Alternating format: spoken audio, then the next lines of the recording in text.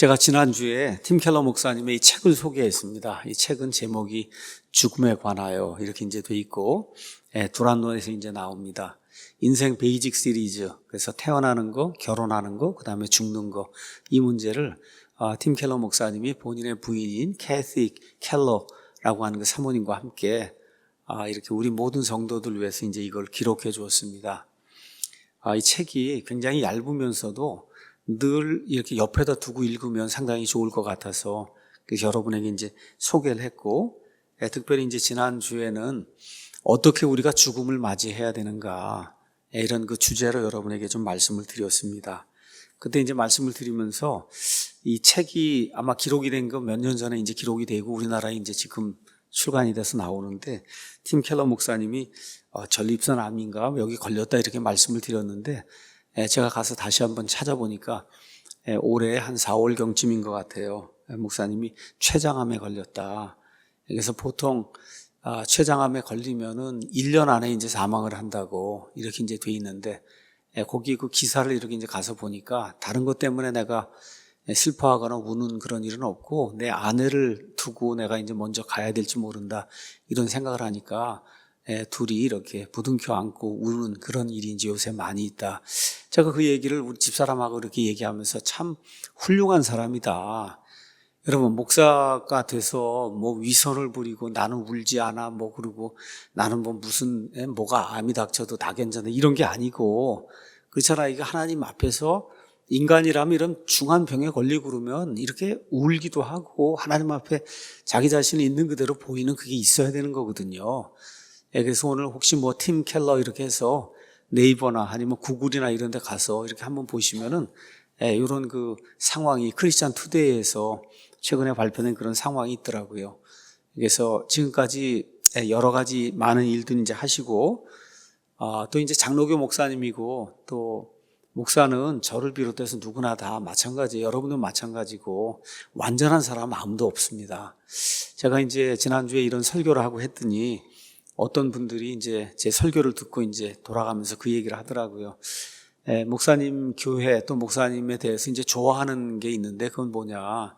여러 사람, 여러 목사의 글을 소개하고 책을 소개하고 또 이렇게 설교를 소개하고, 침례교 목사인데도 불구하고 뭐 감리교, 침례교, 뭐 하여튼 성결교 모든 좋은 거가 있다 그러면 다 소개하고 그러는데 보통 교회는 그렇게 이제 하지 않는다.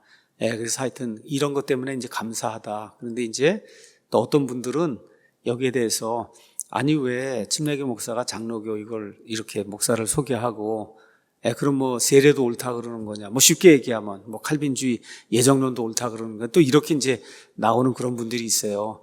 제가 여러분에게 다시 한번 말씀드리지만 제가 다른 분들의 어떤 거를 소개할 때는 그 주제만 소개를 하는 거예요. 그러니까 여기 지금 죽음에 관해서 이야기하는 것도 팀 켈러라고 하는 분이 죽음에 대해서 너무나 잘 이렇게 요약을 했기 때문에 이걸 제가 여러분에게 소개하는 거지, 팀 켈러의 모든 것가 다 좋다고 얘기하는 게 아니라는 거. 파이퍼도 마찬가지고 메가더도 마찬가지고 워크맨도 마찬가지고 위얼스비도 마찬가지고 여러분이 제 설교를 들을 때도 마찬가지예요.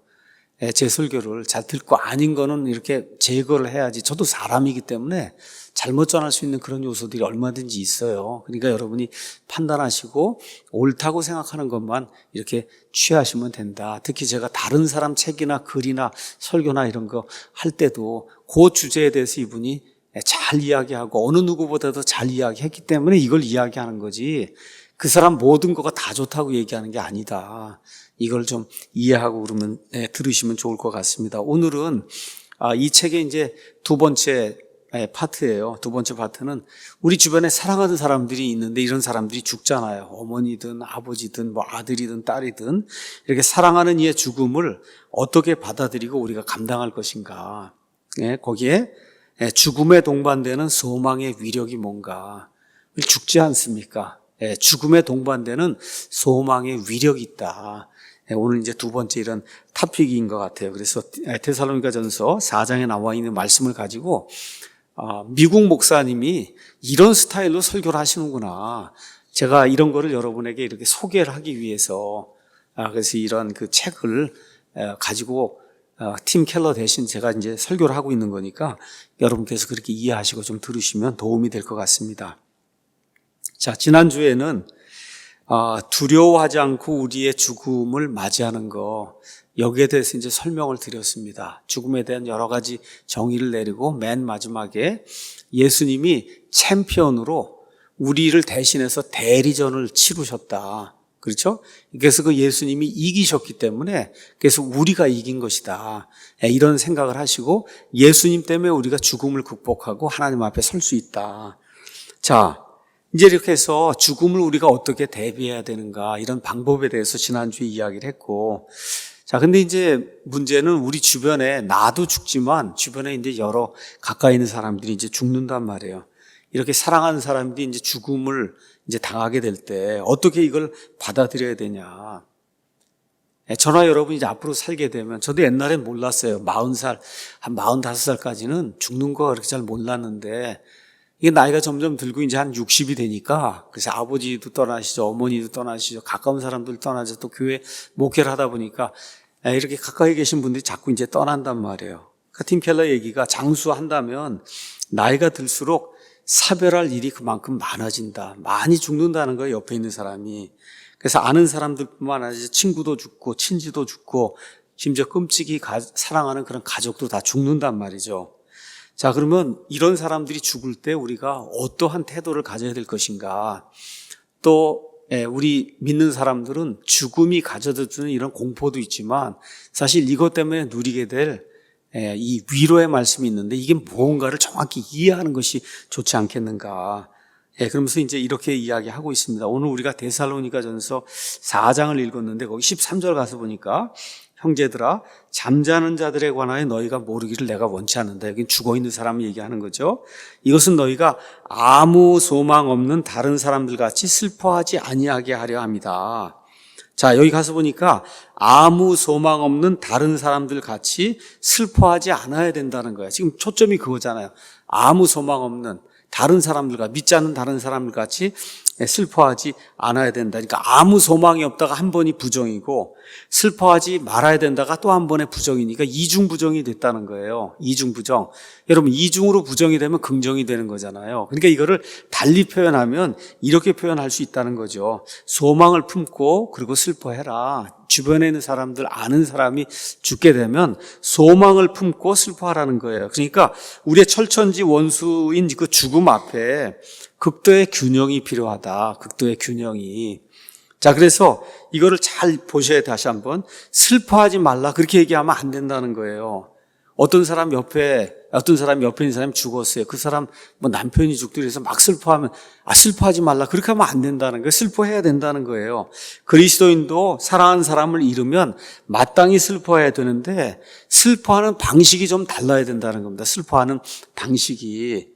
그러니까 다시 말해 슬퍼하지 말고 대신 소망을 품어라. 바울이 그렇게 얘기하지 않았고 소망 따위는 없으니 그냥 울고 그냥 슬퍼만 해라. 그렇게 얘기하지 않았다는 거예요. 한마디로 얘기하면 소망을 품고 슬퍼해라. 균형 잡힌 이와 같은 애도를 해야 된다. 지금 그렇게 이야기했다는 거죠. 자, 그러면 이게 무엇인가 우리가 한번 좀 설명을 할 필요가 있습니다. 자, 슬픔을 애써 억누를 필요는 없다. 우리가 믿는 사람이라고 해도 아까 제가 말씀드린 대로 팀 켈러가 본인이 지금 췌장암에 걸려갖고 이렇게 해서 보통 경우면 1년 있으면 죽으니까 참 이게 얼마나, 여러분 생각해 보세요. 1년 있으면 내가 죽는다. 날이 정해진 거예요. 이렇게 생각해요. 통계적으로. 그 하루하루가 거기 그 글을 보니까 그랬더니 이게 이렇게 되니까 하루하루 이렇게 모든 게 사는 게 너무 신기하고 새롭다는 거예요. 그분이. 그렇게 하면서 아내와 함께 같이 껴안고 울기도 하고 그러고 있다. 지금 팀 켈러 그런 이야기를 하거든요. 그러니까 슬퍼하는 것 자체를 그걸 나쁜 거다, 믿음이 없다, 그렇게 밀어붙이면 안 된다는 거죠. 그러니까 그저 참고 이겨내려고 애쓰지 말고 가까이 있는 사람이 또 본인이 암에 걸리든지 해서 죽을 날이 이제 가까이 왔다 이렇게 생각이 들면 슬퍼해야 된다는 거예요. 그러니까 슬퍼하는 것이 옳음에도 불구하고 이 슬퍼하는 것 자체가 이게 잘못된 방향으로 흐르면 우리에게 독이 될 수 있기 때문에 그래서 이거를 잘 균형을 잡아가면서 이렇게 슬퍼해야 된다. 이런 내용이 요한복음 11장에 이 나사로 예수님이 다시 살리시는 그 내용을 보면 정확하게 나와 있다는 거예요. 그러니까 자, 나사로가 죽었다는 얘기를 듣고 나흘이 지나서 그다음에 예수님이 가잖아요. 거기 가서 예수님이 마르다하고 마르다를 만나서 뭐라고 얘기하냐. 이제 이를 악물고 고개를 들고 마음을 단단히 먹고 그리고 슬퍼하지 말라. 그렇게 얘기 안 했다는 거예요. 가서 보니까 성경에서 가장 짧은 구절 나오죠. 이 사람들이 이렇게 슬퍼하고 우는 걸 보고 예수님도 우셨더라. 이렇게 다 있잖아요. 예수님도 우셨더라. 예수님도 우셨다는 거예요. 슬퍼하셨다는 거예요. 아니, 그렇게 되니까 그리스도인들이 자기 주변에 있는 친지나 사랑하는 사람이 죽으면 우는 거 또 그 다음에 슬퍼하고 애도를 표하는 건 너무 당연하다는 거예요. 너무 당연하다. 아무 말씀도 하지 않고 예수님이 우셨다는 거예요. 그 다음에 가서 보니까 예수님께서 속으로 신음하시며 이 죽음이라고 하는 게 이게 이렇게 사람을 슬프게 만드는 거구나. 내 사랑하는 이런 사람들 다 슬퍼하는구나. 속으로 신음하시며 나사로의 무덤으로 이제 가셔서, 그래서 우리 예수님이 분명히 자기의 그 친구 나사로를 살리시고 뻔히 아셨어요. 그렇죠? 자, 그래서 예수님이 울고 그 다음에 슬퍼하시고 그 다음에 가서 보니까 신음하셨어요. 자, 근데 왜 예수님이 이렇게 신음까지 하셨을까? 그 이유는 죽음이 우리 삶 속에 들어온 침입자, 도둑이기 때문이다. 도둑. 이건 무슨 이야기냐 하면 하나님이 원래 계획하신 우리 인간의 삶에는 죽음이 없었다는 거예요. 근데 죽음이 들어왔다는 거예요. 침입을 해서 들어왔다는 거예요. 창세기 처음 1장, 2장, 3장을 가보세요. 여러분, 거기서 죽음이라고 하는 거 하나님이 계획도 안 하셨잖아요. 어느 면에서. 그렇죠? 근데 죄가 들어오면서 죽음이 우리 가운데 들어오게 된 거예요. 자, 그래서 거기 창세기 1장, 2장, 3장에 하나님의 명령에 순종하고 사람이 그대로 살았으면 시간이 갈수록 더 쇠약해지는 게 아니라 거기는 생명나무 실과를 따먹고 이렇게 되면서 실제로는 더 아름다워지고 그리고 더 좋은 그런 모습의 사람이 되도록 하나님이 처음에 사람을 그렇게 창조해 놓으셨는데, 근데 사람이 죄를 지음으로 말미암아 로마서 8장 18절 23절에 나와 있는 것처럼, 그래서 사람의 죄 때문에 모든 게 다 망가지게 됐다는 겁니다. 사람의 몸, 자연, 그 다음에 자연에게 있는 질서, 우리의 마음, 관계 등 이제 모든 게 원래 하나님이 계획하신 그런 계획대로 작동을 하지 않는다는 겁니다. 전부가 다 훼손이 되고 변질이 되고 망가졌고, 그 망가진 것 중에 하나가 바로 죽음이라는 거예요. 죽음. 그래서 예수님이 그렇게 슬퍼하시고 심지어 신음까지 하시고 그리고 가셔서 자기 친구 나사로를 이렇게 세우시는 이런 모습을 우리에게 보고 있다는 겁니다. 자, 그러니까 어떤 사람이 사랑하는 사람이 죽었는데 그냥 이를 악물고 내가 슬퍼하면 안 되겠다 그러고 극기해야 되겠다 그렇게 하는 거는 죽음과 슬픔에 대해 잘못 반응하는 거다. 우리 그리스도인들도 마땅히 슬퍼할 때가 되면 슬퍼해야 된다는 거죠. 자, 이런 반응에도 여러 종류가 있는데 그 중에 하나는 이렇게 얘기하는 사람이 있다는 거예요. 이제 고인은 주님과 함께 있습니다. 주님이 모든 것을 합력하여 선을 이루시니 너무 슬퍼할 필요가 없습니다. 물론 보고 싶게 하겠지만 고인은 이제 천국에 있습니다. 무슨 일이든 다 그만한 이유가 있는 법입니다. 그러니 슬퍼하지 마십시오. 그리고 자꾸 슬퍼하지 말라고만 자꾸 그렇게 얘기하는 것도 잘못된 거라는 거죠. 엄밀한 의미에서 이 말 자체가 틀린 말은 아니지만 예수님도 이거 다 아셨잖아요. 그럼에도 불구하고 어떻게 해요? 나사로 무덤 앞에 가서 우시잖아요. 심지어 그를 살리러 가시면서 신음까지 하시잖아요. 그렇죠? 그래서 이런 것들을 잘 보면서 이 현대 사람들은 잘못 이야기하는 게 있어요. 현대 사람들의 그 세속적인 관점은 어떻게 이야기하느냐? 죽음은 그저 생명 순환의 일부분에 이제 지나지 않는 거니까 그냥 자연스럽게 받아들이면 되고 그렇게 슬퍼할 필요가 없다. 그러니까 죽음은 삶의 자연스러운 일부분일 뿐이며 따라서 전혀 두려워할 게 없습니다. 죽으면 우리 몸도 풀과 나무와 기타 동물처럼 땅을 기름지게 합니다. 그러니까 비료가 된다는 거예요. 쉽게 얘기하면. 결국 우리는 우주의 먼지가 되는 거죠. 여전히 우주의 일부니까 먼지로 남아있으니까 뭐 그렇게 슬퍼할 필요가 있겠습니까? 이렇게 이제 주장하는 사람들이 있다는 겁니다. 그러면서 재미있는 그 예를 들었어요. 그리스도인 그 철학자 한 사람이 있었는데 그 사람 이름이 피터 크리프트예요. 그 피터 크리프트에게 절친한 그런 그 친구가 있었어요. 부부가 있었는데 이 부부에게는 신앙심이 없어요. 믿음이 없었는데 이 부부에게, 믿음이 없는 그 부부에게 7살 난 아들이 있었어요. 근데 7살 난 아들의 사촌 동생이 하나 있는데 3살짜리 애가 있었단 말이에요. 3살짜리 애가. 근데 이게 3살짜리 애가 갑자기 죽은 거예요.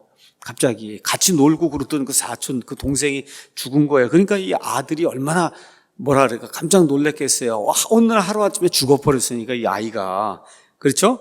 이렇게 되니까 그 부부가 어린아이를 앉혀놓고 이렇게 이제 위로를 하기 시작하는 거예요. 애야, 알고 보면 죽으면 지극히 자연스러운 거야. 뭐 이렇게 이제 얘기하면서 이제 아이를 이제 설득하고 이제 위로하려고 이제 그러는 거죠.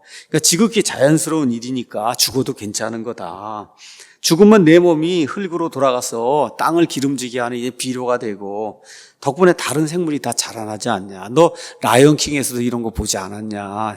그렇죠? 이렇게 이제 믿음이 없으니까 아이를 그렇게 이제 설득을 하는 거예요. 그랬더니 그 자기 아들이 아버지 엄마가 얘기하는 그 위로의 말, 거기에 위로받기는커녕 뭐라고 얘기했냐. 아빠, 엄마, 나는 비료가 되는 거 싫어요. 나는 비료가 되는 게 싫다. 그렇게 이야기를 했다는 거, 비료가 되는 게 싫다. 그러면서 여기 지금, 이 팀 켈러하고 이제 그분이 얘기하는 게 이 아이의 말이 맞는다는 거예요. 여러분, 아무리 위로를 한다 그래서 이제 다 우주의 먼지가 되는 거고, 결국은 여러분이 다 모든 걸 다 살찌게 만드는 비료가 되는, 비료란 얘기는 안 했지만 내용은 비료가 된다는 거잖아요. 그러니까 이제 이 아이가 실제로 더 죽음이 무엇인가에 대해서 더 잘 이야기를 해준 거다. 그래서 이 아이는 슬퍼하려고 하는데 부모는 슬퍼할 필요가 없다. 비료가 돼서 좋은 일을 하고 있는 거다. 이렇게 얘기하니까 아닙니다. 이게 이 아이가 이야기한 게 이게 정상적인 반응이다. 그러니까 죽음이라고 하는 것 자체가 정상적인 게 아니에요. 우리에게 원래 부과된 본연의 상태가 아니에요. 하나님이 지으신 세상은 원래 죽음이 없는 그런 세상이었어요. 그렇죠? 그래서 인간 본연의 소망이 우리 가운데 있어요. 이렇게 누구나 믿지 않는 사람도 이런 사람한테 죽으면 당연한 거고 비료가 되고 좋은 일이 되고 뭐 우주의 먼지가 되고 뭐 이런 식으로 얘기한다는 게 이게 말이 안 되는 거다. 그래서 우리가 어떤 옆에 있는 그런 사람이 이제 죽게 되거나 이렇게 이제 하면 우리는 나무나 풀과 같지 않다는 거. 그걸 하려면 어떻게 슬퍼하고 그렇죠. 애곡할 줄도 알고 눈물을 흘릴 줄 아는. 예수님도 나사로 앞에 가서 무덤 앞에 가서 이렇게 우시잖아요. 그렇죠? 이런 걸 이제 보면서 죽음이 본연의 상태가 아니고 비정상이고 죽음이 아군이 아니다. 우리 편이 아닌 거예요. 결코 생명순환의 일부가 아니다. 죽으면 다 끝난다. 그러니까 슬퍼하고 우리가 울어야 되는 거다. 근데 성경 가서 보니까 로마서 12장 15절에 기뻐하는 자들과 함께 기뻐하고 슬퍼 우는 자들과 함께 같이 슬퍼하라고 그랬으니 일단 슬퍼하는 건 너무 당연한 거다. 우리 그리스도인들도 목사도 팀 켈러도 그렇고 자기 죽음 이런 거 생각을 하니까 눈물이 쏟아지고 하는 게 그게 정상인인 거예요. 그게 정상인. 자, 근데 두 번째는 뭐냐? 슬퍼만 하면 안 된다는 거죠. 슬퍼하되 소망을 가지고 슬퍼해야 된다. 이 내용을 이제 말씀을 드리려고 하는 겁니다. 오늘 초점이. 자, 슬퍼하는 게 분명히 옳은 건데도 불구하고 단순히 그냥 슬퍼하는 걸로 끝나면 안 되고 반드시 소망이 있어야 된다. 그러니까 죽음 앞에 서서 그냥 슬퍼하는 걸로 해서 이 고통 속으로 자신을 밀어넣게 되면 그러면 우리 모두의 삶에 해악이 다가올 수가 있으니까 슬퍼하되 균형을 갖고 그리고 소망을 갖고 이렇게 이제 슬퍼해야 된다. 자, 그러면 무엇을 소망할 것인가? 무엇을? 그렇죠? 이게 이제 우리의 핵심입니다. 자, 친구 나사로의 무덤 앞에 서신 예수님을 한번 생각해 보세요. 자, 예수님이 조금 있으면 가서 나사로를 살릴 거예요. 나사로를 살리고 나니까 어떤 일이 생겨요? 예수님을 잡아서 죽여야 되겠다. 이게 청 이상하게 반대 일이 좋은 일을 했는데도 불구하고 그렇죠? 예수님을 잡아서 죽여야지 이대로 두면 모든 사람이 다 예수님을 쫓아가니까 안 되겠다 해서 예수님을 잡아 죽이려는 그런 일이 있단 말이에요. 예수님이 그걸 아셨잖아요. 그렇죠? 그럼에도 불구하고 어떻게 하세요? 가서 우시고 신음하시고 그러고 가서 나사로가 나오라 하시고 나사로를 부활을 시키시잖아요. 그렇죠? 자, 이렇게 돼서 예수님이 본인이 결국은 죽임을 당할 수밖에 없는 그런 일이 있음에도 불구하고 그럼에도 불구하고 예수님이 이런 일을 하신 그 이유가 뭐냐? 예수님이 죽으신 덕분에 우리 모두가 죄와 사망에서 이제 해방이 돼서 그분의 부활에 동참하는 그런 일이 생겼다는 거죠. 그래서 성경 가서 보니까 로마서에 이렇게 이제 표현이 되어 있습니다. 한번 가서 보겠습니다. 로마서 6장에 가서 보니까 이렇게 이제 표현이 되어 있어요. 6장 5절 제가 읽어보겠습니다. 만일 우리가 그분의 죽음과 같은 모양으로 함께 심겼으면 또한 그분의 부활과 같은 모양으로 되리라. 먼저 심겨야 심겨야 그래야 부활의 모양 같은 것이 되는 거예요. 우리가 이것을 알거니와 우리의 옛사람이 그분과 함께 십자가에 못 박힌 것은 죄의 몸을 멸하여 이제부터는 우리가 죄를 섬기지 아니하게 하려 함이니 죽은 자는 죄로부터 해방되었느니라. 만일 이제 우리가 그리스도와 함께 죽었으면 또한 그분과 함께 살 줄을 믿는다. 이게 침례를 이제 하면서 그림으로 보여주는 게 그거잖아요. 예수님이 죽었다가 묻혔다가 부활한 것처럼 나도 바로 그 자리에 같이 함께 했습니다. 예수님 십자가 죽을 때 나도 죽고 같이 묻혔다가 다시 일어났습니다. 이렇게 이제 된 것처럼, 여기 있는 것처럼, 그래서 그리스도께서 죽은 자들로부터 일으켜 주셨으므로 다시는 죽지 아니하시고 사망이 다시는 그분을 지배하지 못하는 줄을 우리가 이제 아노라 이렇게 이제 돼 있어요. 자, 그러니까 예수님이 죽음을 정복하셨기 때문에 그래서 우리도 장차 예수님의 그 부활에 동참한다. 이게 복음의 핵심이고 어떤 사람이 죽게 되었을 때, 죽음을 당하게 되었을 때 우리가 가져야 될 소망의 핵심이라는 거예요. 만일에 이 소망이 없다면 죽음을 대할 때 막막할 거예요.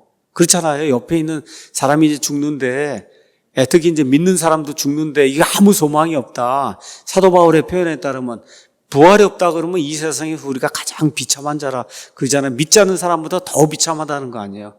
그렇죠? 그렇게 지금 이야기하고 있는 거예요. 그래서 이 슬픔과 소망 이게 상호 배타적인 게 아니다. 그러면서 이런 예를 들었어요. 옛날에는 방부제라고 하는 것이 특별히 없었기 때문에 사람들이 이제 고기, 소라든지 이걸 잡으면 육류를 보관해야 되는데 그걸 어떻게 보관했냐? 소금을 쳐서 보관한 거예요. 소금을 쳐서. 소금에 절이면 고기가 썩지 않는 거라는 거죠. 마찬가지로 슬픔도 소망이라고 하는 이런 소금을 치지 않으면 고기처럼 상한다는 거예요. 무조건 슬퍼만 하면 그러면 고기가 상하는 것처럼 상한단 말이에요. 사람을 상하게 만든단 말이에요. 근데 그 고기에다가 뭘 쳐요? 이렇게 소금을 치면은 그럼 어떻게 오랫동안 보관이 되듯이 이 슬픔이란 거 여기에다가 우리가 소망이라고 하는 걸 이 소금을 쳐야 되는 거다. 그렇죠? 그러니까 죽음 앞에 슬퍼하는 거, 저와 여러분이 우는 거, 이런 것은 어쩌면 마귀가 가져온 거대한 악이잖아요. 여기에 우리가 내보이는 온당한 사람이라면 누구나 온당하게 보이는 그런 반응이고 우는 거 너무나 당연한 거예요. 그런데 우리 그리스도인에게는 소망이 있다. 그 소망이 어떤 일을 하냐?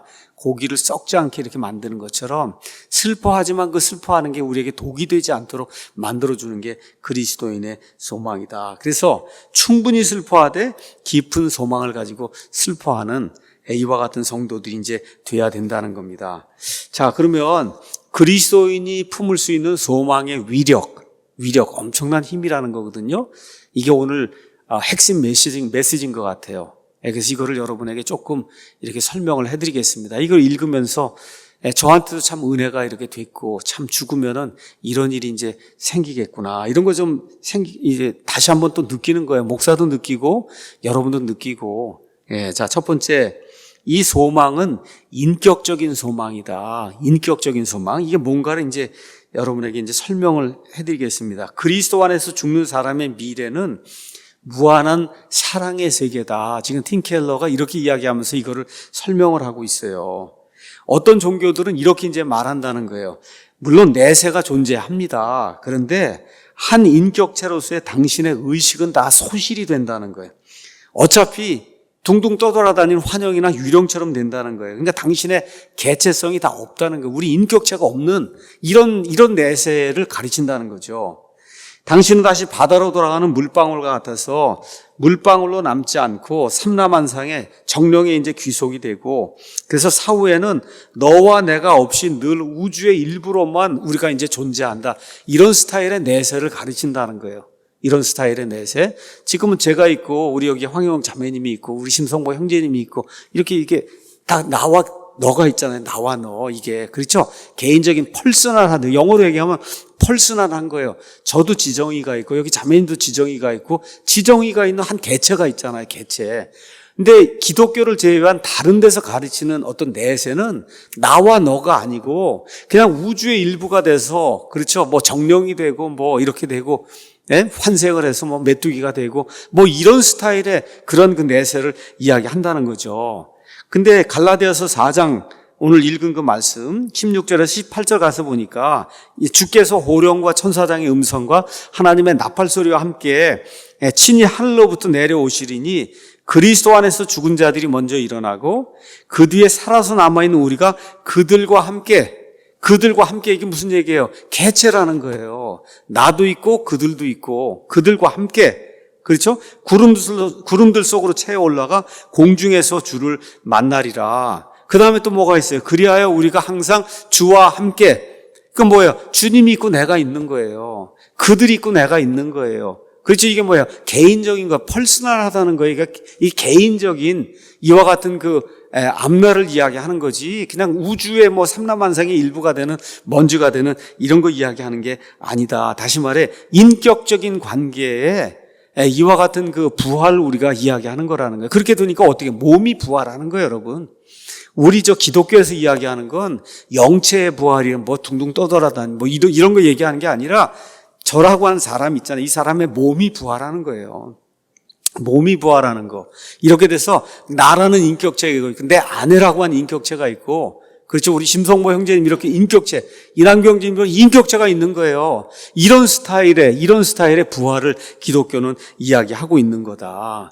그래서 소망이 있다는 거예요. 그래서 사람이 죽잖아요. 제 아버지가 이제 돌아가셨잖아요. 우리 아버지가 일어나는 거예요. 딴 사람이나 뭐 다른 걸 변하거나 뭐 정령의 일부가 되고 이런 게 아니라 저 파주에 누워 계신 우리 아버지, 우리 어머니가 일어나는 거예요. 맞습니까, 여러분? 기독교가 그걸 가르치는 거예요. 이게 기독교의 부활이다. 그래서 그리스도인의 소망은 사랑의 관계가 지속되는 인격적인 미래를 내다본다. 여러분, 서로 사랑을 해야 되는데 우주의 일부 먼 줄이 있으면 무슨 사랑을 하겠어요, 여러분? 그렇잖아요. 무슨 사랑을 하겠어요? 이거 안 되잖아요. 근데 기독교는 그걸 이야기하는 게 아니라 영원 무궁토록 개인이 다 개개인이 되는 거예요. 개개인이 퍼스널리티, 개개인의 그런 인격을 가지고 그리고 서로 사랑하는 그런 관계를 형성하는 이와 같은 그 천국을 우리가 이제 바라보고 있는 거다. 두 번째 소망에 어떤 위력이 있냐? 두 번째는 이 소망, 이 부활한다고 하는 이 소망은 물리적인 소망이다. 물리적인 소망. 그러니까 잘 성경을 읽어보면 바울은 그냥 우리가 천국에 들어간다 이렇게 말하지 않고 그리스도 안에서 죽은 자들이 일어난다고 얘기하는 거예요. 여러분, 일어나는 거예요. 이게 뭐예요? 물리적인 현상이잖아요. 일어나는 겁니다. 이렇게 일어나는 거예요. 이렇게 일어나는 거. 알겠지? 이렇게 펴는 거예요. 이게 물리적인 현상이잖아요. 죽어서 누워있던 사람이 벌떡 일어나는 거예요. 일어나는 거는 물리적인 현상이라는 거예요. 그러니까 우리가 그냥 둥둥 떠돌아다니는 유령 세계에 사는 그런 게 아니라 벌떡 일어나는 거예요. 일어나서 그래서 물리적인 이와 같은 그 스페이스에서 우리가 가서 사는 거예요. 그래서 우리는 죽음 이후에 우리 영혼이 천국에 간다는 거 믿지만 그것이 구원의 정점이 아니에요. 그게 클라이맥스가 죽은 다음에 영혼이 이제 어디 가서 영혼이 있다. 이게 클라이맥스가 아니라는 거죠. 성경 가서 보니까 어떻게 돼 있어요? 맨 끝에 새 하늘과 새 땅이 만들어지잖아요. 이렇게 돼서 우리가 예수님과 똑같이 부활한 그런 그 영화로운 몸을 가지잖아요. 예수님이 잡수시기도 하고 문을 통과하시기도 하고 이야기도 하시기도 하고 그렇게 하잖아요. 뭐예요? 물리적인 몸을 가지고, 그럼 물리적인 몸이 있으면 물리적인 공간이 있어야 가서 살 거 아닙니까? 그렇잖아요. 물리적인 공간, 그걸 성경은 분명하게 새하늘과 새 땅이라고 하는 물리적인 공간을 이야기하지, 뭐 이렇게 두루뭉술하게 어디에 이렇게 뭐 뿌옇게 이렇게 돼 있는데 거기 가서 유령처럼 사는 그런 거 얘기하는 게 아니다.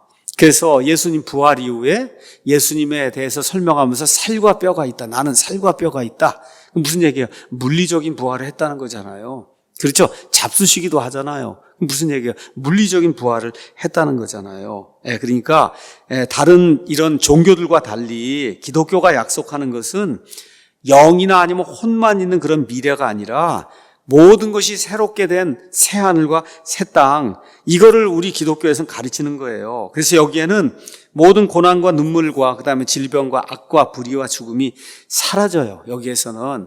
이렇게 되면서도 어떤 상태냐? 물리적인 세계예요. 우리 지금 여기 물리적인 세계에 살고 있잖아요. 뭐 만지기도 하고 걸어 다니기도 하고 날아다니기도 하고 비행기를 타기도 하고 이런 물리적인 세계. 그렇죠? 그래서 우리의 미래는 무형이 아니라는 거, 이걸 꼭 기억을 하셔야 된다는 겁니다. 우리의 미래는 무형이 아니다. 장차 우리는 하나님 나라의 유령처럼 떠다니는 게 아니고 걷고 먹고 서로 부둥켜 안고 기뻐하고 사랑하고, 또 성대가 다 있잖아요. 여기 몸이 부활하면 성대가 있으니 노래도 하고, 그렇죠? 이렇게 된다는 거예요. 이 모두를 지금으로서는 상상할 수 없을 정도로 기쁘고 탁월하고 만족스럽고 아름답고 힘차게, 그것도 영원토록 하게 될 거라는 거예요.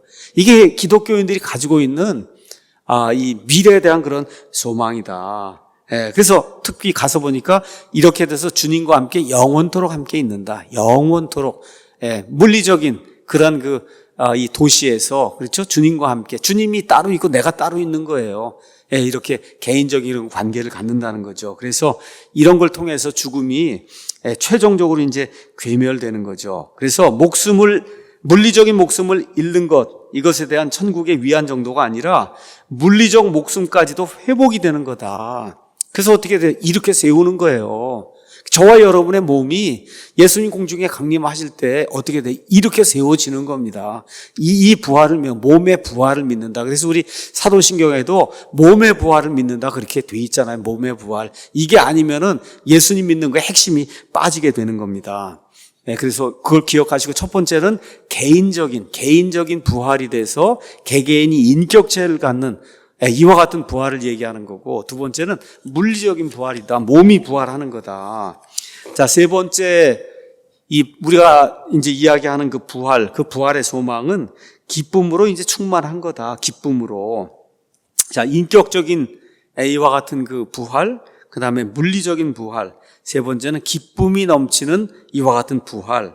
자, 바울은 그저 우리가 서로 함께 지낸다거나 회복된 세상이 그냥 아름다울 거다, 이것만 얘기하지 않고 궁극적인 메시지, 그 핵심 강조점은 뭐냐? 아까 읽은 것처럼 항상 이렇게 된 다음에는 우리가 항상 주님과 함께 있는 거예요. 얼마만큼? 영원 무궁토록. 그렇죠? 이게 바울이 주려고 하는 그런 핵심 메시지의 맨 끝에 이거잖아요. 그래서 그리하여 우리가 항상 주와 함께 있으리라. 그 다음에 바울이 뭐라고 써요? 그러므로 이 말씀들로 서로 위로해라. 그렇죠. 그래서 맨 마지막에 결론을 내리잖아요. 결론의 핵심이 뭐예요? 우리가 부활한다. 좋아요. 부활한 다음에 어떤 일이 발생하냐? 영원 무궁토록 우리가 주와 함께 한다는 거예요. 주님과 함께 한다. 자, 그래서 바울은 이거를 고린도전서 13장 12절에는 이렇게 표현했습니다. 우리가 지금은 거울로 보는 것 같이 희미하게 이렇게 보지만 그때는 얼굴과 얼굴을 마주대해 보게 되고, 지금은 부분적으로 알지만 그때는 주께서 나를 아시는 것처럼, 그래서 내가 온전히 알게 되는 그런 일이 이제 생기게 된다. 요한일서 3장 2절에는 그분이 나타나시면은 우리가 그분과 같게 될 줄을 안다. 그분은 있는 모습 그대로 우리가 볼 것이기 때문이다. 지금 그렇게 이야기하고 있는 겁니다. 자, 모세가 여러분 아시는 것처럼 출애굽기 가서 보면은 하나님을 직접 만나잖아요. 여기 시내산에 올라가서 그것도 2번이나 40일 금식하면서 십계명을 받아갖고 오잖아요. 근데 이제 가서 보면은 하나님을 직접 이렇게 눈앞에서 보거나 그러진 못했어요. 그러니까 모세가 소원이 하나 있습니다. 그리고 뭐라 그래요? 하나님을 한번 볼 수 있게 해달라 그러잖아요. 모세가. 그렇죠? 그렇게 얘기했더니 하나님 뭐라 그래요? 나를 보고 살 자가 아무도 없다. 그렇죠? 모세도 그거 알잖아요. 그럼에도 불구하고 한번 보여달라 그러잖아요. 이렇게 보여달라는 그런 내용이 그 안에 기록이 돼 있어요. 자, 죽는 거를 모세도 알매도 불구하고 왜 보여달라고 했을까? 왜 그는 하나님의 영광을 직접 한번 보길 원했을까? 자, 이건 내용은 딴 것이 아니고 하나님을 직접 마주하는 그 기쁨의 관계를 갈망을 했다. 하나님 말씀을 통해서 내가 들었고, 떨기나무에 나타난 하나님 봤잖아요. 홍해바다를 가르신 하나님 능력 봤잖아요. 죽은 자 이렇게 살리시고, 그렇죠? 홍해에서 메추라기 만나 내리시, 이런 모든 걸 다 봤잖아요. 근데 하나님 자체는 못 봤잖아요. 그렇죠? 그러니까 그 하나님과 함께 이렇게 직접 마주대하는 그 기쁨, 글쎄 저도 어떨지 모르겠어요. 하나님하고 직접 마주대하는 걸, 그게 어떤 것인지. 근데 모세가 그걸 갈망했던 거예요. 모세만큼 하나님을 가까이 접했던 사람이 어디가 있습니까? 인간 중에. 모세만큼 하나님을 가까이 했던 그런 인간이 없잖아요. 근데 그게 그렇게 하나님을 가까이 했더니 맨 마지막에 나타난 소원이 뭐냐? 하나님을 한번 보기를 원합니다. 보길 원합니다. 그런 소원을 지금 이야기하잖아요. 이걸 다 봐서 정말 모세의 마음속에 이렇게 선하게 우리를 대우하신 그 하나님 한번 직접 얼굴 마주 맞대고 그리고 한번 만나봤으면 좋겠다. 그렇죠?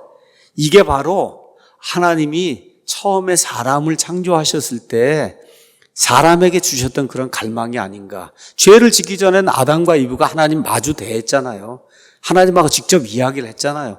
그렇죠? 죄를 짓고 난 다음에 도망을 가서 이런 모든 관계가 끊어졌잖아요. 그러니까 다시 말해 하나님과 마주 대하는 그런 관계, 이런 관계를 누릴 수 있도록 하나님이 인간을 창조하셨다는 거. 이렇게 이제 하다 보니까 모세가 그 하나님의 선하심을 이거를 많이 체험하다 보니까 그 욕망이 나온 거예요. 하나님 한번 눈으로 마주보고 그걸 하나님 앞에 서봤으면 좋겠다. 그렇죠? 그러니까 하나님이 모세에게 주신 답은 본질상 성경 전체와 복음 자체의 이제 주제입니다. 자, 그래서 하나님이 보여주셨죠. 근데 어떻게 했어요? 나를 보고 살 자가 없으니까 내 뒷모습만 봐라. 그래서 어떻게 바위 틈에다가 쫙 이렇게 해서 바위가 갈라진 데 거기다 쑥 집어넣고는 하나님이 이제 지나가실 때 뒷모습만 볼 수 있도록 그렇게 이제 해주셨어요. 그래서 구약에서 하나님의 영광은 이게 모세와 이스라엘 백성이 지어놓은 그 지성소 거기에 뭘로 나타났어요? 쉐카에나 글로리. 이렇게 돼서 멀리서도 특히 밤에 보면 거기 불 같은 게 있는 거예요. 이렇게 이런 걸로 하나님의 영광이 나타났어요. 그래서 그분의 백성 가운데 하나님이 함께 하신다는 이런 사실이 이렇게 나타났는데 그거 접근은 못 하잖아요. 접근은. 그렇죠? 근데 예수님이 오시니까 요한은 뭐라고 우리에게 이야기하냐? 우리가 그분의 영광을 보았다. 구약시대 사람도 보지 못했는데 신약시대 사람들은 그분의 영광을 보았다는 거예요. 그렇죠? 그래서 이거를 사도 바울은 고린도후서 4장 6절에 이렇게 이제 표현하고 있어요.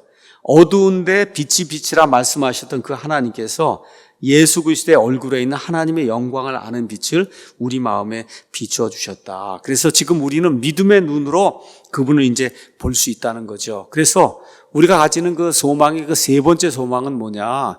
하나님 주님을 마주대 보면서 그렇죠? 그분과 함께 같이 기쁨을 누리는 이와 같은 그 소망을 우리가 이제 가지게 된다는 거예요. 이렇게 되면 어떤 일이 생기느냐? 고린도서 3장 18절에 있는 것처럼 우리가 다 수건을 벗은 얼굴로 거울을 보는 것 같이 주의 영광을 보매 그와 같은 형상으로 변화하여 영광에서 영광에 이르니 곧 주의 영으로 말미암았다. 여기 지금 개역 성경이기 때문에 제가 이렇게 읽었습니다. 고린도후서에 가서 보면은 우리 킹제임스 성경에는 이제 이렇게 기록이 되어 있어요. 한번 조금 더 명확하게 되어 있으니까 한번 보도록 하겠습니다. 3장 18절에 그러나 우리는 다 가리지 않은 얼굴로 거울을 보는 것 같이 주의 영광을 바라보며 여러분 얼굴을 가리면은 그러면 정확하게 보이질 않잖아요. 그렇죠? 거기서 주의 영광을 바라보며 같은 형상으로 변화되어 영광에서 영광에 이르렀나니 이것은 곧 주의 영으로 말미암은 것이다. 자, 그래서 이런 것들을 기억하면서 로마서 5장 5절에 있는 것처럼 소망이 우리를 부끄럽게 하지 아니함은 하나님의 사랑이 우리 마음에 부어졌기 때문이다. 이런 것들 이제 기억하면서 하나님의 사랑을 머리로만 아는 게 아니라 성령님께서 그 사랑을 우리 마음에 부어 주실수록 그래서 그걸 체험할수록 우리 미래의 소망이 그만큼 더 견고해진다. 이런 걸 기억하면 좋겠다. 그래서 첫 번째 여기 우리가 이제 소망이 있는 건 어떤 거예요? 이게 개인적인 부활이라는 거예요. 개인적인 부활, 물리적인 부활. 세 번째는 주님과 함께 영원 무궁토로 함께 있으면서 이렇게 해서 기쁨을 누리는 이와 같은 부활이다. 자, 그래서 이제 이거를 이렇게 이제 어떤 분이 영국의 목사이자 신학자인 존 플라벨이라고 한 분이 이거를 이렇게 이제 표현했다 그럽니다. 우리는 그 모습에 만족할 것입니다. 지식으로 더 알아야 할 것도 없고 의지로 더 힘쓸 일도 없으며 기쁨과 즐거움과 사랑의 감정도 본연의 제자리에서 온전한 안식과 평온을 누린다. 지금 우리가 살고 있는 이 유한한 세상 이게 불가능하잖아요. 하나님을 더 알아봐야 되겠습니다. 우리가 하잖아요. 모르니까. 그렇죠? 그 다음에 의지적으로 더 이걸 알아봐야 되겠구나 노력을 하잖아요. 성경도 많이 읽고. 그런데 우리가 천국에 가게 되면 이런 일이 없이 하나님을 아는 것 자체가 그냥 자연스러운 일이 된다는 거예요. 자연스러운 일. 여러분 이해하시겠죠? 그러니까 죄를 짓기 전에 아담과 이브가 그냥 자연스럽게 하나님하고 대화하고 같이 하나님하고 동행하고 하는 그런 삶을 산 것처럼 그런 일이 우리 가운데 생기게 된다. 그래서 본연의 제자리에서 온전한 안식과 평온을 누리게 된다. 그래서 저와 여러분을 즐겁게 하는 현세의 모든 것은 결코 우리에게 만족을 줄 수 없어요. 왜 그러냐? 정말 하나님을 사랑하는 그 사람, 그런 사람은 하나님 자신만을 이렇게 사모하기 때문에, 그래서 이 땅에서 누리던 위안은 영혼의 갈망을 채워주기는커녕 오히려 감질나게 부채질할 뿐이다. 다만 예수님이 우리를 감질나지 않는 그런 상태로 그렇게 이제 이끌어 주신다는 거예요. 자, 네 번째, 우리가 이제 부활하게 되는데 이 부활의 네 번째 소망은 뭐냐? 이건 확실한 소망이다. 확실한 소망. 자, 그리스도인의 소망에 독보적인 측면이 하나 있다는 거. 다른 종교는 주지 못하는 거. 타 종교도 내세를 믿을 수가 있어요. 뭐 극락이 있다 그러고 뭐 등등. 내세를 누가 누릴지에 대해서는 확신을 주지 못한다는 거예요. 자, 내세가 있습니다 이렇게 얘기하는 사람이 많아요. 그런 종교도 있다는 거예요. 근데 누가 그 내세를 누릴 수 있습니까? 여기에 대해서 확신 있는 답변을 못 준다는 거예요. 자, 왜 그러냐? 다른 종교에서는 우리의 행위가 완전해서 다른 사람을 많이 도와주고 선한 행위가 넘쳐서 우리의 그 악한 행위를 누르고 이렇게 돼서 이 존귀한 사람 앞에 뭐 치리자 앞에 이렇게 가서 쓸 때 시소에다 이걸 달는단 말이에요. 달았더니 선한 행위가 많아요. 확실히 많아요. 많으니까 너는 극락에 가라. 다른 종교는 대개 그걸 가르치는 거예요. 자, 그런데 문제가 뭐냐? 내가 과연 그 절대자 앞에 가서 섰을 때 정말 충분히 선을 쌓았다간 확신을 가질 수 있는 종교는 없다는 거예요. 얼마만큼 해야 내가 이 밑으로 이게 시소가 이렇게 기울어 갖고 내가 천국에 들어갈 수 있다, 내세에 들어갈 수 있다, 이런 확신을 줄 수 있는 종교가 없다는 거. 그게 세상 종교의 맹점인 거예요. 얼마만큼 해야 되냔 말이에요. 얼마만큼. 근데 우리는 하는 게 아니잖아요. 어떻게 해요? 예수님이 십자가에 이루어 놓으신 그 일을 믿는 걸로 가는 거잖아요. 그렇죠? 그러니까 어떻게 해요? 확실한 거예요, 여러분. 세상 종교는 확실하지 않아요. 내가 10억을 기부했어요. 야, 이거 10억 갖고 될까? 잠자고 나면 그 다음날 20억을 해야 되겠구나. 20억을 기부했단 말이에요. 20억 가지고 내가 될까? 이렇게 된단 말이에요. 확신이 없는 거예요. 얼마만큼 해야 그 절대자가 원하는 그 기준을 만족을 시킬 수 있는지 아무도 모르는 거예요. 그런 기준이 없어요. 기독교는 기준이 있잖아요. 뭐예요? 예수님의 힘을 통해서 가는 거지 내 힘으로 가는 게 아니니까 완전한 기준이 있기 때문에 이 소망은 확실한 거다. 그렇죠? 그래서 여기 데살로니가 전서 4장 14절 가서 보니까 우리가 예수님께서 죽으셨다가 다시 살아나셨으면 일어나셨으면 믿을진데 이와 같이 예수님 안에서 자는 자들도 하나님이 그와 함께 데리고 오신다. 그렇죠? 예수님 안에 있는 자에게는 결코 정죄함이 없다는 거예요. 로마서 8장 1절에 나와 있는 것처럼. 그러니까 그리스도와 함께 죽었으면 그와 함께 살 줄을 믿는 겁니다. 맞죠? 이렇게 되니까 기준이 확실한 거예요. 얼마만큼 해야 되는 게 아니라 얼마만큼, 어떤 정도 그런 거 얘기하는 게 그 분을 믿는 겁니다, 여러분. 인격체 그 분. 저와 여러분을 창조하신 분. 그렇죠? 저와 여러분을 위해서 십자가에까지 와서 죽으시고 묻히시고 살아나셔서 죽은 권세를 일으키시고 이걸 모든 걸 실증해 주신 그 분. 그렇죠? 그래서 그 분을 믿는 거예요. 그분이 십자가에서 이미 끝내놓으신 그 일을 믿는 거지, 그분의 피를 믿는 거지, 내 걸 가지고 뭘 해야 된다고 하는 게 아니니까 얼마만큼 해야 된다는 거기서 벗어나게 되는 거예요. 누구라도 구원받을 수 있는 겁니다, 이게. 그렇죠? 여러분 한 10억쯤 기부해야지 구원받는다 그러면 10억 없는 사람 어떻게 구원받겠어요? 그렇죠. 박사학위 서너 개 있어야지 구원받는다 그러면 어떻게 구원받겠어요? 대통령 해야 구원받는다 그러면 어떻게 구원을 받겠어요? 미국 땅에서 태어나면 구원받는다 그러면 저 아프리카에서 태어나면 구원 못 받잖아요. 그렇죠? 이런 게 아니라는 거예요. 그러니까 어떻게 해요? 확실한 거예요. 확실하다. 예수님 안에 있으면 그러면 구원받는 거예요. 예수님이 죽었다가 묻혔다가 일어나셨기 때문에 저와 여러분도 죽었다 묻혔다가 일어나게 되는 거예요. 이렇게 해서 이게 확실한 거다. 그러니까 그리스도인의 이와 같은 소망은 타의 추종을 불허한다는 거예요. 다른 데서는 이런 거 줄 수가 없는 거예요. 그래서 이런 것들을 이제 기억하면서 우리가 이제 마지막으로 이제 결론은 이렇게 이야기하는 거예요.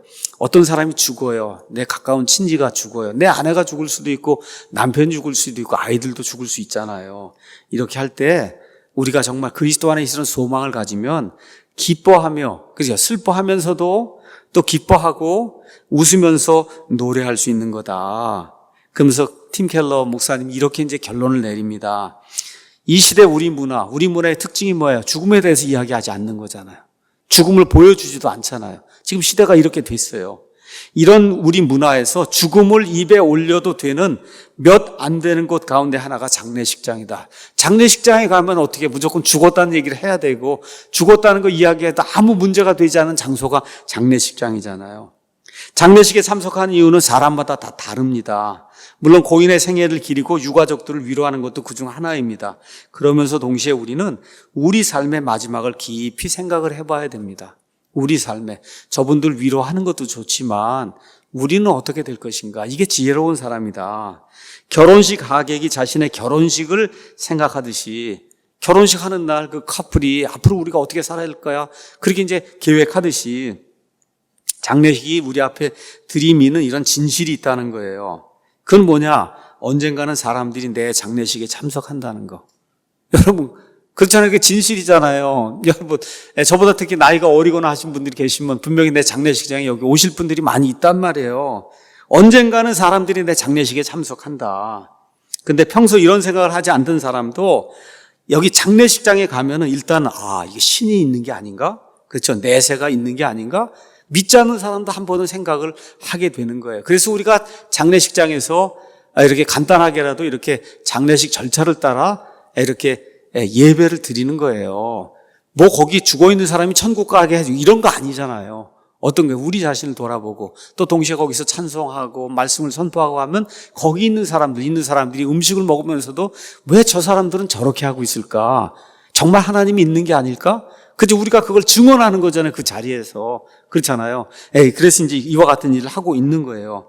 하지만 고인이 가까운 가족이나 친구가 아닌 이상 장례식이 끝나면 다시 이전의 상태로 돌아가 죽음에 대한 생각을 최대한 멀리 하는 게 우리 인간이에요. 내 딸이다, 내 아내다, 죽었다 그러면 아마 오랫동안 생각할 거예요. 근데 조금 멀리 있는 사람 어쩔 수 없이 장례식에 갔다 오면 금방 잊어버릴 겁니다. 추도식과 달리 영결식은 그야말로 죽음의 목전에서 이루어지는 거예요. 관 속에 시신이 놓여 있어요. 그래서 이제 관을 지금 밑에다 이제 하관에서 놓는 거예요. 인간의 반응이 다양해요. 근데 우리가 범할 수 있는 두 가지 상반된 오류가 있다. 하나는 너무 절망하는 거예요. 그렇죠?